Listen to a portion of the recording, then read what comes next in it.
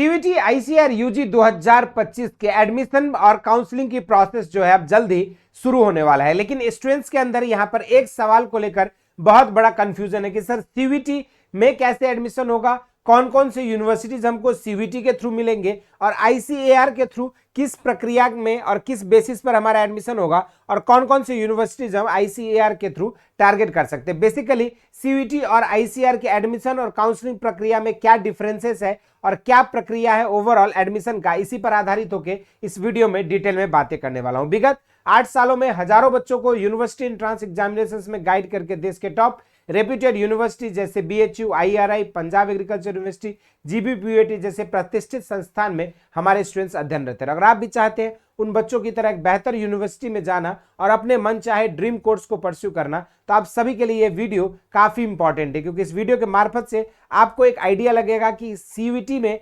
Admission process क्या है, किस बेसिस पर आपका मार्क्स बनता है, मतलब मेरिट बनती है, और आईसीएआर का पूरा एडमिशन और आपके काउंसलिंग की प्रोसेस क्या है। तो चलिए शुरुआत करते हैं। सबसे पहले अगर मैं बात करूं सीयूईटी वर्सेस आईसीएआर की, तो जो सीयूईटी में आपके जो भी सेंट्रल यूनिवर्सिटीज हैं या स्टेट यूनिवर्सिटीज है या प्राइवेट यूनिवर्सिटीज है, जो भी सीयूईटी के थ्रू या सीयूईटी के स्कोर के बेसिस पर एडमिशन लेती है, तो आपको इन पार्टिकुलर यूनिवर्सिटीज में एडमिशन सीयूईटी के बेसिस पर मिलेगा। अब सीयूईटी के जो आपके पास स्कोर कार्ड है वहां पे दो चीजें मेंशन्ड है, एक आपका परसेंटाइल का कॉलम है और दूसरा जो है आपका एनटीए का नॉर्मलाइज्ड स्कोर है। और जो एनटीए का नॉर्मलाइज्ड स्कोर है उसका बेसिस पर जो है आपकी सीयूईटी के थ्रू डिफरेंट यूनिवर्सिटी, जैसे बात करें बीएचयू में या central university of south Bihar में या विश्व भारती में, या फिर अगर हम बात करें तो राजीव गांधी यूनिवर्सिटी या बकरतुल्ला यूनिवर्सिटी या महाराणा प्रताप हॉर्टिकल्चर यूनिवर्सिटी, इन सब में आपके चांसेस बन सकते हैं। आपके एनटीए नॉर्मलाइज्ड स्कोर के बेसिस पर आपकी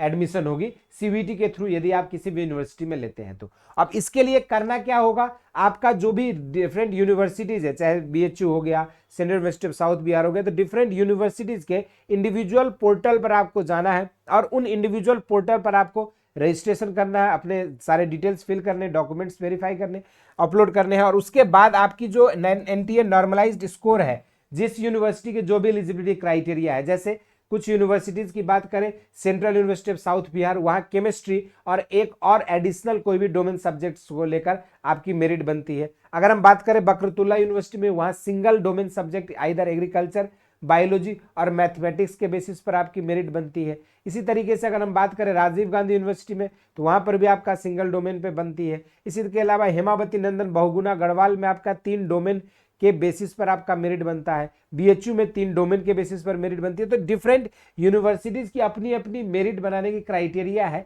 और उन यूनिवर्सिटीज के हिसाब से इसकी मेरिट की क्राइटेरिया डिफर करता है और आपको जो है उसी के हिसाब से आपके अलग अलग यूनिवर्सिटीज की अलग मेरिट बनती है और आपको एडमिशन मिलता है। तो वहीं पर अगर हम बात करें अब आईसीएआर की, तो आईसीएआर एक कॉमन रजिस्ट्रेशन पोर्टल ओपन करता है, उसमें आपको रजिस्ट्रेशन करना होता है। और यहां पर ऐसा नहीं कि सर जिसने आईसीएआर सेलेक्ट किया वही पार्टिसिपेट कर सकता है, तो ऐसा कुछ नहीं है। कहीं से भी आपने अपनी पढ़ाई की हो, आपने बस सीयूईटी यदि अपियर किया है और आपने 3 domain subject either PCB, PCM, ABC, PCA, जो भी आपके 12th में था, अगर वो 3 डोमेन सब्जेक्ट से आपने सीयूईटी दिया है तो आप यहाँ आईसीएआर के थ्रू एलिजिबल हो रजिस्ट्रेशन के लिए। अब आईसीएआर के रजिस्ट्रेशन करने के बाद आपके पास 13 अलग अलग अंडर ग्रेजुएट कोर्सेज में पढ़ने का मौका मिलता है, पहला एडवांटेज। दूसरा जो है आपके पास यहाँ पर अबव देखोगे तो 5000 सीटें हैं, और तीसरा चीज कि यहाँ पर आपको स्कॉलरशिप के भी चांसेस रहता है कि आपको 3000 पर मंथ अप्रॉक्स स्कॉलरशिप भी मिलती है। अब आपको आईसीएआर की जो आपका मेरिट बनेगा वो एक्चुअल में आपके परसेंटाइल स्कोर, जो आपका सीयूईटी का जो स्कोर कार्ड है वहां पर जो आपके डोमेन सब्जेक्ट्स में इंडिविजुअली जो परसेंटाइल दिया गया है, physics, chemistry, math, biology, agriculture, जो भी आपके डोमेन सब्जेक्ट्स होंगे उसी के परसेंटाइल के बेसिस पर आपका जो है रैंक बनेगा। और ये रैंक रजिस्ट्रेशन जैसे आप आईसीएआर के पोर्टल पे करोगे, विद इन 20-25 डेज के बाद आपका रैंक कार्ड रिलीज होता है और उस रैंक कार्ड के बेसिस पर आप अपना फ्रेश चॉइस फिलिंग करते हैं डिफरेंट यूनिवर्सिटीज और कोर्सेज का, और उसके अकॉर्डिंग आपका जो भी रैंक रहता है उसके आधार पर आपको सेंट्रल एग्रीकल्चर यूनिवर्सिटी, जैसे 3 है, आरपीसीएयू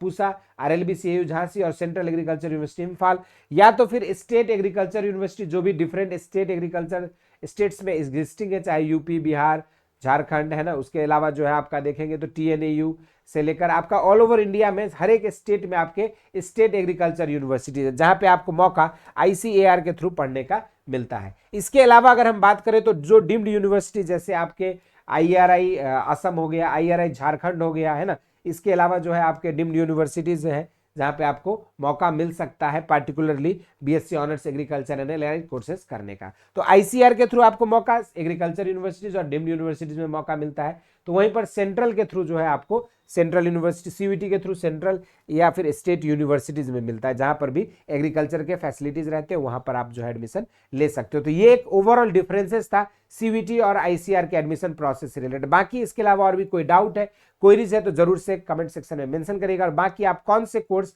और किस यूनिवर्सिटी को टारगेट कर रहे हैं जरूर से कमेंट बॉक्स में बताएं। इस वीडियो में इतना ही। इसी तरह के इंटरेस्टिंग एंड अमेजिंग वीडियोस के साथ मुलाकात होती रहेगी। स्वस्थ रहे, मस्त रहे, धन्यवाद।